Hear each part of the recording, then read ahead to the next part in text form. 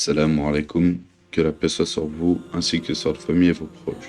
Alors bienvenue dans cette première vidéo des histoires du Coran. Comme promis, lorsque nous avions parlé de l'ascendance et de la naissance du prophète Mohammed alayhi salatu wassalam, pour cette première histoire du Coran, nous allons parler de la bataille de l'éléphant. Allah Azza wa Jal nous parle de cette bataille dans sa parole. La sourate 105, la sourate Al-Fil, soit le chapitre de l'éléphant en français. Voici donc la sourate. ألم تر كيف فعل ربك بأصحاب الفيل ألم يجعل كيدهم في تضليل وأرسل عليهم طيرا أبابيل ترميهم بحجارة من سجيل فجعلهم كعصف مأكول. Ce qu'il faut comprendre, c'est que le grand-père d'An-Najashi, dont nous reparlerons dans la biographie de l'envoyé d'Allah sallallahu alayhi wa sallam, avait construit une cathédrale appelée Al-Qulays, dans le but de détourner les pèlerins arabes du temple sacré de la Mecque, la Kaaba.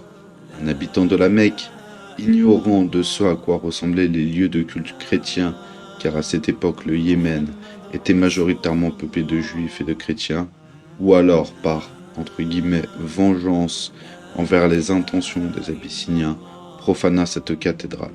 Abraha ibn as-Sabah, chef des armées du gouverneur abyssinien au Yémen, Al-Ashram, tous deux outrés et offusqués par cet acte, jurèrent de punir les habitants de la Mecque. Abraha prit donc la décision de lever une armée et de marcher vers la Mecque. Parmi son armée, il a mobilisé plusieurs éléphants de guerre, dont il a gardé le plus gros et le plus puissant pour lui. Il marcha donc en direction de la Mecque et établit son campement aux alentours de la ville sainte, dans un lieu nommé Al-Marammas. Il envoya dans un premier temps un émissaire pour annoncer aux habitants qui venaient uniquement pour détruire la Kaaba et non pas pour leur faire la guerre, sauf si ceux-ci montraient de la résistance. Et au vu de sa puissante armée, il en serait fortement capable. Il intima l'ordre d'assiéger la ville en attendant la réponse de la part des Qurayshites. Ce fut Abd al-Muttalib, le grand-père du prophète Mohammed alayhi salatu wassalam, qui fut envoyé pour négocier avec Abraha. Les soldats abyssiniens qui s'étaient emparés des chameaux d'Abd al-Muttalib, un troupeau d'environ 200 chameaux. Abd al-Muttalib vint récupérer son troupeau, ainsi que lui annoncer que les Qurayshites ne chercheraient ni à s'opposer à son projet, ni à contre-attaquer. Il lui fit comprendre en ces termes son intention. Le temple de la Kaaba, son maître, qui doit le protéger contre toi. Je te demande seulement de me rendre mes chameaux. Abraha eut une forte impression en voyant Abd al-Muttalib au point de s'accrocher à son trône. Il fut surpris de sa modestie. L'armée prit donc la route de la Mecque et entra dans la ville. Abraha sa tête, sur le dos de son éléphant nommé Mahmoud.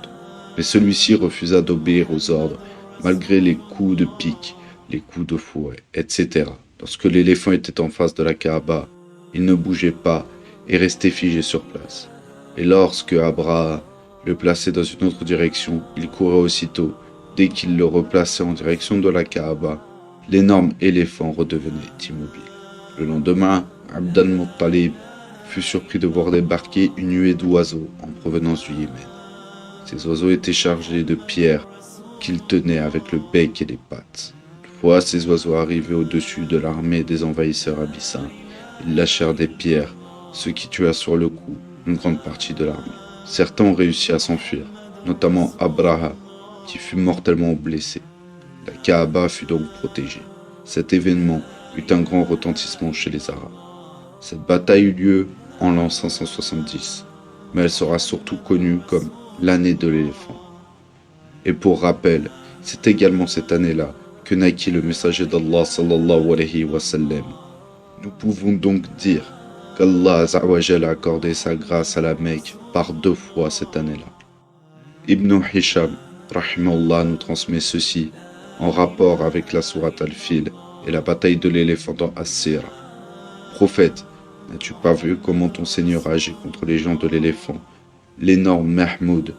N'as-tu pas entendu parler du châtiment qu'il, Allah, leur a infligé? L'événement s'est produit l'année même où le prophète Mohammed alayhi salatu wassalam a vu le jour, année appelée depuis l'année de l'éléphant, c'est-à-dire l'année 70 du calendrier grégorien. Les gens de l'éléphant sont Abraha ibn Sabah, Al-Ashram, le roi du Yémen, et vassal de l'Abyssin Ashhama. Le prophète a certainement eu des échos de la défaite cuisante subie par l'armée ennemie des Abyssins. Allah Azawajal a déjoué leur complot et mis en échec tout ce qu'ils avaient tramé pour détruire la Kaaba. Il leur a fait subir un châtiment très douloureux et humiliant. La défaite, la désagrégation de leur armée, enfin leur anéantissement. Il a envoyé contre eux des vagues successives d'oiseaux noirs qui ont envahi l'espace concerné, planant sur les agresseurs qu'ils allaient détruire. Chaque oiseau était chargé de 3 pierres dures de la grosseur à peu près d'une lentille. Ils les tenaient de la façon suivante, l'une dans leur bec et 2 autres dans les 2 pattes. Ces pierres lancées contre les envahisseurs mirent fin à leur existence, les rendant semblables au reste de la paille mâchée. Allah Azawajal est tout-puissant, sa volonté est souveraine. Bien qu'adressé directement au prophète alayhi salatu wassalam, ce message est d'une portée générale. Il concerne tous les agresseurs, tous les injustes et tous les révoltés contre Allah et son envoyé. C'est un avertissement contre l'oppression d'où qu'elle vienne et contre les agressions répétées des Qurayshites.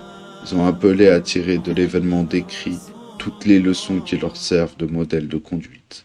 Ils doivent être prévoyants, attentifs et soucieux du présent et de l'avenir. Ils doivent s'éviter les peines, les douleurs, les châtiments subis par leurs prédécesseurs, les chrétiens d'Abyssinie. Allah Azawajal a sauvé la Kaaba, il l'a protégée contre les ennemis. Je vous mets en description un lien qui complétera cette description. Voilà ce qui conclut notre premier récit, notre première histoire du Coran. Je tiens encore une fois, comme d'habitude, à remercier les frères qui se sont occupés de toute l'identité visuelle de la chaîne, donc les frères du collectif Ummatek, le frère Enlight AI, un autre frère qui s'est occupé de la miniature de quelques vidéos. Je tiens également à remercier le frère qui s'occupe de toute l'identité sonore de la chaîne et du mix de mes vidéos. N'oubliez pas de liker, de partager et de commenter, c'est très important pour le référencement. Barakallahu fikum. Assalamu alaikum wa rahmatullah.